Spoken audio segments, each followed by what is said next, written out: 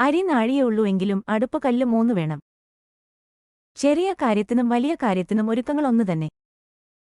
വേലി തന്നെ വിളവ് തിന്നുക.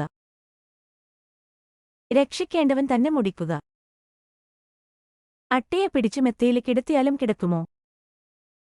ദുർജനങ്ങൾക്ക് എപ്പോഴും ചീത്ത മാർഗത്തിലായിരിക്കും താത്പര്യം.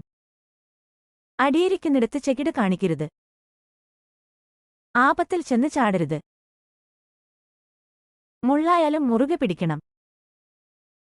വിഷമപ്രശ്നങ്ങളിൽ പെട്ടാലും ഉറച്ചുതന്നെ നിൽക്കണം. വലതു കൈ കൊടുക്കുന്നത് ഇടതുകൈ അറിയരുത്. ദാനധർമ്മം പ്രസിദ്ധമാക്കരുത്. മുഖം മോശമായതിന് കണ്ണാടിയുടയ്ക്കുക. സ്വന്തം കുറ്റത്തിന് മറ്റുള്ളവരെ പഴിചാരുക. അല്ലലുള്ള പുലിയെ ചുള്ളിയുള്ള കാടറിയൂ.